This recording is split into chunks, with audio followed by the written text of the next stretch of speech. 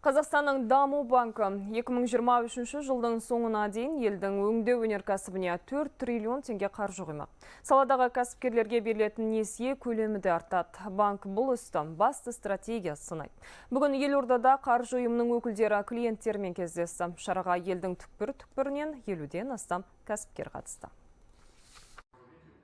Бәйтерек холдингіне қарасты Қазақстанның даму банкі 20 жылдық белесті еңсерді. Жаңа кезеңге жаңа стратегиямен аяқ басты. Негізгі мақсат экономиканың басымдық берілген салаларын тиімді қаржыландыру. Әсіресе мемлекеттік жекеменшік әріптестік аясындағы бизнес идеяларға көптеп көңіл бөліп, жасыл энергетика мен отандық экспортты дамыту басты бағыт. Жаңа стратегия бойынша жаңа инструменттер, қаржы инструменттер қолданылады.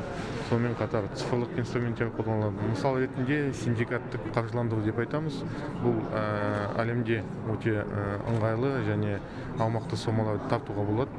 Қазір банк клиент атану өте оңай. Ол үшін қарыз алушының виртуалды жеке кабинеті ашылды. Банк серіктестері сол жерден онлайн негізде өтініш жолдап жауап алады.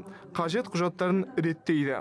2018 жылдан бастап Қазақстан даму банкымен бірге жұмыс еттік. Сол уақыттан бастап біз 6000 километр талшылық оптикалық байланыс желілер салдық.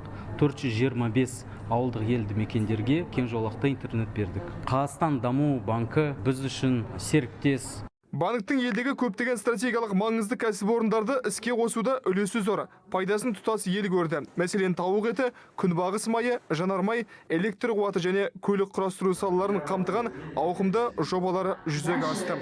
Бірқатар әуежай, теміржол және туризм нысандары да бой көтерді. Рауан Мыңбаев, Жандос Битабаров, Хабар 24.